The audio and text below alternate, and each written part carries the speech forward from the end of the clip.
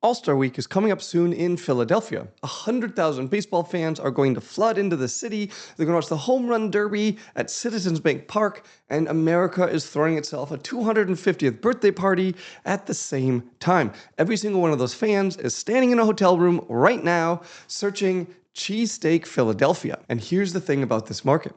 The most famous cheesesteak names on the planet are in this city. Names that have been printed on t-shirts for 50 years. But famous and ranked are not the same thing. While these SEO gurus are out there telling business owners reviews are everything, today I'm going to search Cheesesteak Philadelphia live, completely unscripted, and we're going to find out together who Google is actually choosing, who's coasting on a famous name, and who could eat them all alive in 30 days. So here we go. Cheesesteak Philadelphia.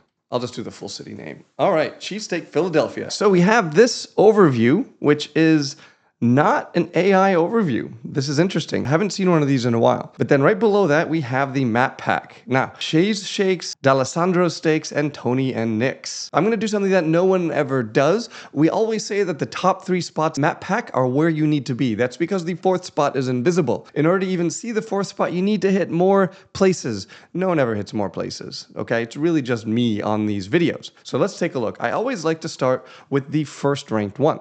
In this case, Shay's Steaks. So let's take a look at Shay's Steaks. Now, I'm not super familiar with cheesesteaks in Philadelphia. I've never heard of Shay's Steaks. I have heard of Dalessandro's. If I scroll down here, I've heard of Geno's, I've heard of Pat's, but look at how low they're ranked, right? These are the famous ones. And the other thing I want to point out is look at the reviews. 3,200, 4.8, 13,000, but it's only a 4.4, but 8,000, 4.4, 4,500, 4.6, and look at this, 421, okay? And they're right above this place that has 13,000 reviews with the same average rating. 46,000 reviews, Geno's has 16,000, Pat's has 15,000. Yeah, so reviews, not the main driving force here. Let's take a look at what people are saying about Shay's Steaks. I always like to look at lowest, it's fun. What do we got here? Fast food style, no table service. I mean, what do you, I would expect that for a cheesesteak place, right? I'm not gonna expect table service. Hey Google, can you have a system to appeal? A weird thing to put in a review response, I gotta say. All right, what did it say? Not a pleasant experience. You're going to order the kiosk and they'll call you for pickup. Smooth system, but the workers were grumpy. I mean, it's busy, right? That's a cheesesteak place in Philadelphia. Didn't like the quality and the service was slow. That's too bad.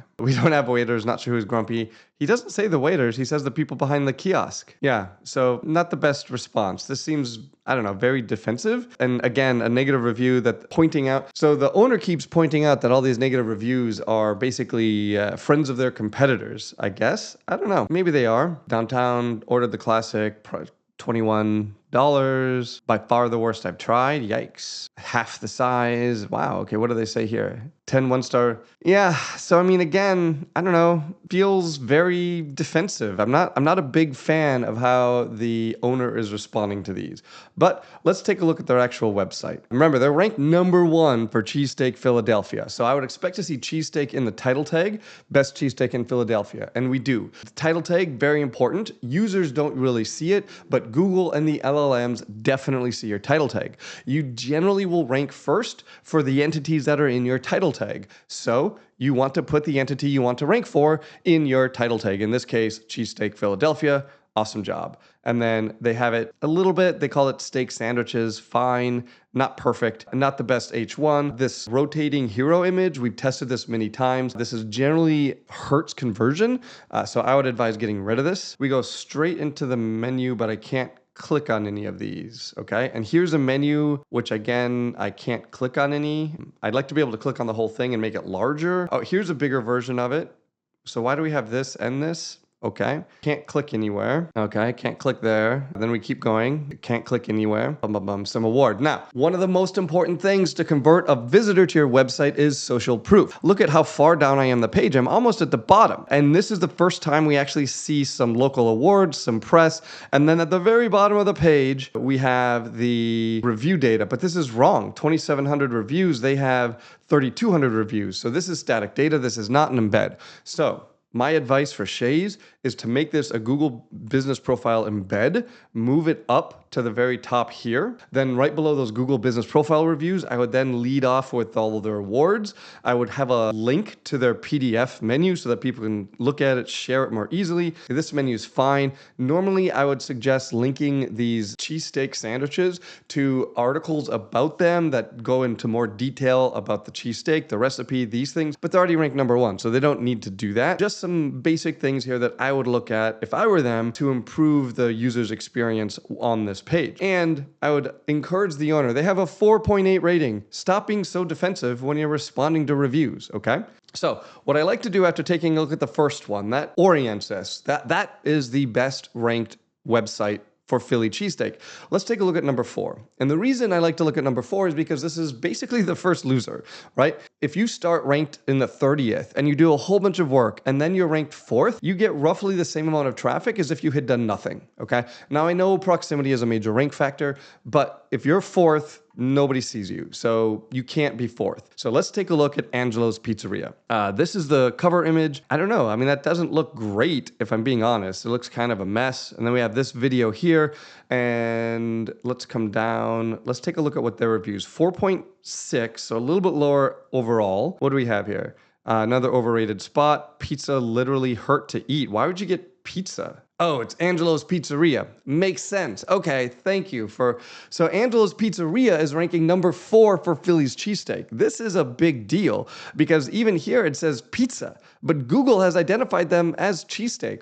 Ooh, I bet when we look at their website, we can easily find ways to push them into the top 3 for cheesesteak. Okay, this person hates the pizza though. Not one single bite worth the hype. All right. Honest opinion, it was trash. Ordered a chicken cheesesteak with my Uber Eats, didn't order hair, yet it came included. Well, that's pretty gross. No owner responses to these reviews. The owner should be responding, not super defensively like we saw at Shay's, but we should be responding. Okay, let me take a look at their website here, because this is what's interesting. They're ranked #4 for cheesesteak. All right, so their title tag is nothing. Their title tag is blank. It's just the domain name. Massive, massive, massive. It'll take them 30 seconds to go put a title tag in. And I don't care if it's cheesesteak or if it's pizza or if it's Restaurant Philadelphia, anything like that would help. Leaving it blank is such a missed opportunity. I love Honored with Michelin Bib Gourmand. Even people who don't really know what the Michelin stars mean, they've heard of it. So having Michelin right here, love it. Now, they have no H1. So not only do they not have a title tag, they don't have an H1 tag. So those powerful content on your entire domain, your title tag and your H1, in terms of telling Google, in terms of telling AI models what your website is about, what services you provide, they've decided to leave both of those blank, okay? 30-second fix. And they would rank higher for whatever they wanted. Whatever service entity they put in their title tag in H1, they would rank higher for it. Nothing is the worst case. Absolutely ridiculous. Like if they put cheesesteak Philadelphia, they would be in the top 3. That's how powerful their title tag is, and they're ignoring it. All right, hero image is El Pizza, no problem. The name of the place is Pizzeria. Then we go straight into a history lesson about the business. For all of you business owners out there, do not start your website with a history lesson.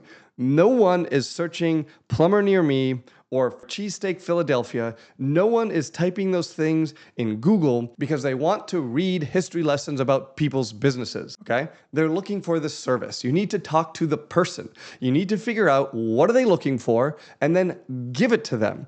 And even if you're not talking to the person, even if your website is talking to an AI agent that's doing the searching, you then need to talk to the person because the AI agent is going to repeat the words you said, okay? So you still need to talk to the end user. They don't care about the history of your business. I'm sorry, nobody cares about the history of your business except you. Maybe your family. Maybe. Okay? But you know what's wild about this kind of audit where I look at the GBP, look at the websites? Every single Tuesday afternoon, I sit down with the people in my community and we do this exact same thing, except we do it for their businesses. They share their screen or they give me the URL. I dig through their Google business profile. I look at their website. We'll look at their local rank map and we figure out what's actually broken and what to fix first. It's not pre-recorded. It's not generic advice. It's a real diagnosis on real businesses every single Tuesday afternoon. Now, if that sounds like something you want, the link to join is going to be in the description. There are over 500 members. The people in there are quietly overtaking competitors, spending 10 times more on SEO. Okay, now back to this pizzeria ranking number 4 for cheesesteak. All right. So we have multiple locations, but no links, and 2 of them are coming soon. Weird. Order online. Fine. Menu categories. Here I can at least click. Good. Where does this take me? Enter your... Oh, this takes me to an order place. Not what I wanted. I wanted more information about the steaks. I didn't want to go to their ordering. All right. View full menu. Is that going to take me? Oh, and this takes me to their ordering again. Okay, so not... oh, wait. So I'm here. Oh, this took me to order the actual... And look at this. Does this look obvious to anyone else that if I scroll down, I'll see the actual menu? Or does it look like I should click on one of these 3 buttons? I mean, come on. This is just bad UI. But if I scroll down, I can see the actual menu. Awesome. I can't click on anything. Cheesesteak sandwiches. All right, great. So let's come back. Keep coming down. Hours and locations. South Philly. Fine. And I do like the GBP embed. Uber Eats. Why does this say Uber Eats? That's weird. Okay. Wilmington and Conshohoco. Okay. New location. Not a great FAQ, if I'm being honest. I could probably do with this FAQ being removed. Okay. So almost no social proof. They haven't embedded any reviews from the GBP, but they also have very little actual content on here. Remember that Google and the AIs need content in order to understand your services, in order to understand what you provide. So the way that they could improve this, and it would almost in a couple of weeks result in a massive improvement of the rank position. First of all, they need a link to a menu page. Okay, I know they have one, view full menu. This needs to be improved. These need to go away, and I just want to see the full menu. If it's different at the different locations, then they can have it, but I don't want to be taken to the order page. I just want to see their menu, okay? Then on the menu itself, the way that this works is we want to establish topical relevance with the core service entities that we think or we know people are actually searching for. So in this case, it would be Pizza Philadelphia, I'm sure that's a common search, and of course, cheesesteak Philadelphia. The way that we would do that is we have right here, steaks, beefsteak. So first of all, I think this should be named what people are actually searching for, which is cheesesteak. Maybe people in Philadelphia search for beefsteak, but I've never heard it called beefsteak. I've always heard it called cheesesteak, but this should be a link, and this should take me to an article that goes into great detail about their cheesesteak sandwiches, what makes them different, how they make them, how the recipe was passed down by their great-grandmother who emigrated from Europe or wherever, right? Oh, they do have cheesesteak right here, so beefsteak and cheesesteak are not the same thing. No problem. My point is, chicken cheesesteak sounds weird. Okay, that wasn't my point. My point is, cheesesteak, this is what people search for. I don't care that it's number 3 and not number 1. I want this to be a link to a detailed article about their cheesesteak, how they make the recipe, how they make the beef, where the beef is from, how they make the cheese, all of this information, videos of people reviewing it, articles of people talking about it. Do the same thing, maybe the classic cheese pizza, or even just make this a link pizza here.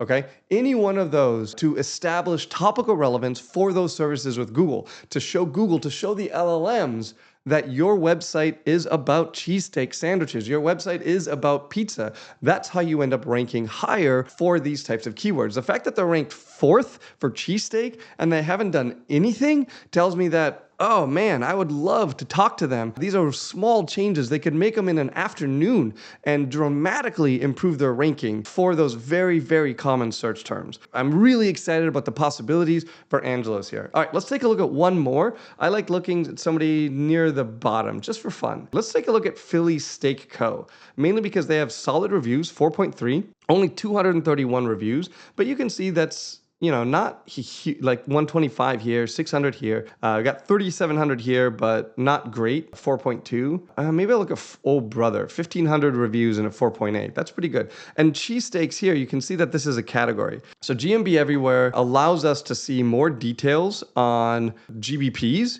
than what we can actually see through Google. Google generally shows us a primary category that matches what the user searched for, doesn't match what their actual primary category is. So Google will basically fudge it to show what the user wants to see. That's not what I want. I want to actually see their selected GBP categories. All right, so here we go. And now you can see I have the data for the GMB everywhere, so I can hit category. So here's Angelo's Pizzeria. What do we have? Categories. Another huge sign here, right? Because if I do this search, we can see cheesesteaks is a category. They serve cheesesteaks. They haven't even bothered to look at their own Google Business profile and make sure that they've selected all the categories that are relevant for this business. Yet another massive gap in Angelo's Pizzeria that tells me they don't have someone who knows what they're doing helping them with their Google Business profile or helping them with their website. Another massive missed opportunity.